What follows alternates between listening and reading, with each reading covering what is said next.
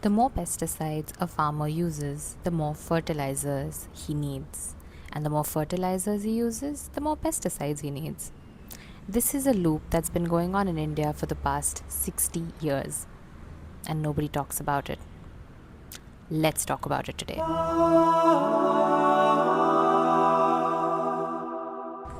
If you are new to this channel, my name is Sharvari and I studied agriculture in the UK on a fully funded scholarship. I also authored a paper in regenerative agriculture with one of Britain's biggest supermarket chains. This is Regen, where we talk about food, agriculture, and the environment. Let's dive in.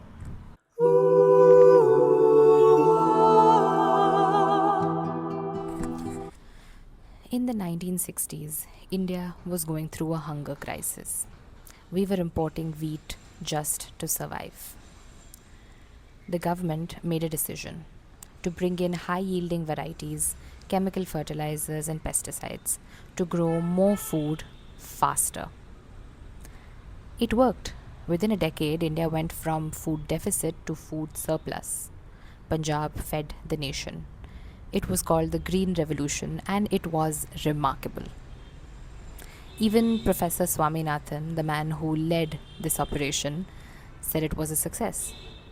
But then in 1968, he stood in front of the Indian Science Congress and said, "We need to take care of the land. Otherwise, these short-term gains will lead to a long-term ruin." Nobody listened.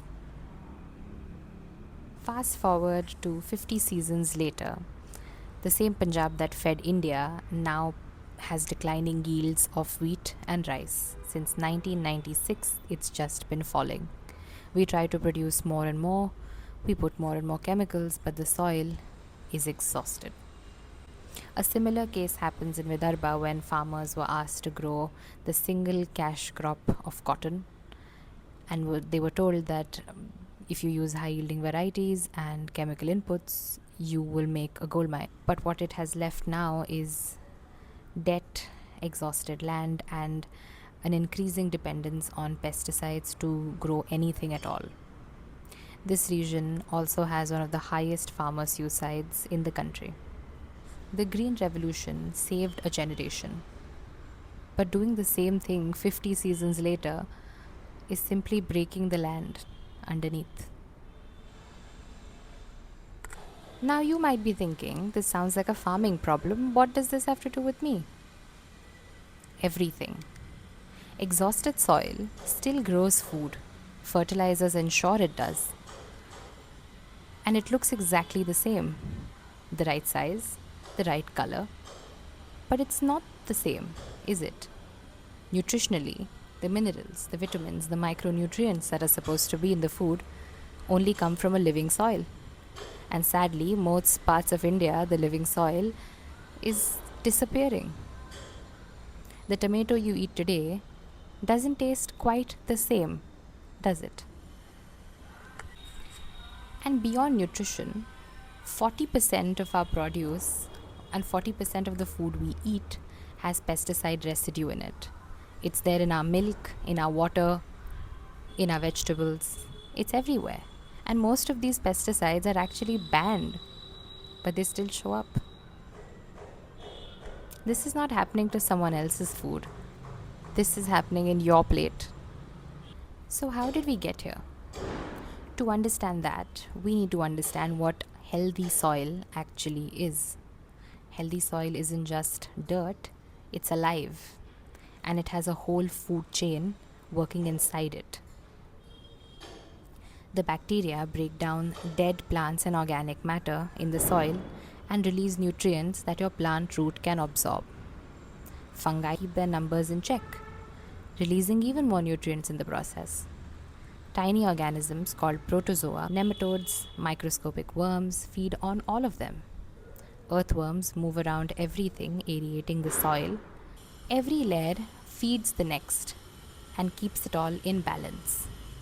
Dr. Elaine Ingham, one of the world's leading soil biologists, spent decades documenting this system.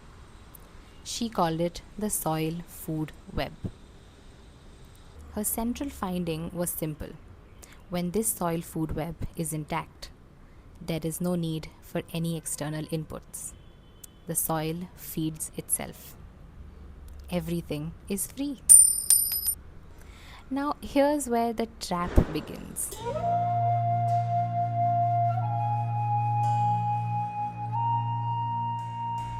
When a farmer sees pests, he sprays pesticides. But these are broad spectrum pesticides, so they not only kill the target but also kill all the other important bacteria in the soil. When bacteria is gone, protozoans have nothing to feed on, and so their population collapses. Meanwhile, fungi are more sensitive to chemical disruptions than bacteria are, so they start dying off too. And nematodes have nothing to feed on, and eventually, when they vanish, earthworms have nothing to feed on either. So all of these living layers that produce different minerals and nutrients for your plants to take up are just vanishing. The whole food chain unravels because attacking one layer attacks everything above it. A soil devoid of its living layers, a dead soil, cannot feed a plant. This is when farmers buy synthetic fertilizers to do exactly what the soil was doing for free already. And these synthetic fertilizers don't rebuild the life or the food web inside the soil, they directly feed the plant. It's like giving a glucose drip to a patient. It doesn't heal them, it just feeds them directly. And here's where the loop closes. Dead soil cannot feed plants, so they get weaker. Weaker plants attract more pests, so the farmer uses more pesticides. And as it uses more pesticides, it makes the soil weaker. It has no nutrition, so they put synthetic fertilizers. And next year, the farmer has to use even more fertilizer to get the same result, the same yield. Every year, inputs go up, the soil gets worse, farmer has to spend more and more, and the nutrition is less and less. This is not just bad luck, this is a trap, and it was built season after season. The good news is, and there is good news, the soil isn't entirely exhausted yet.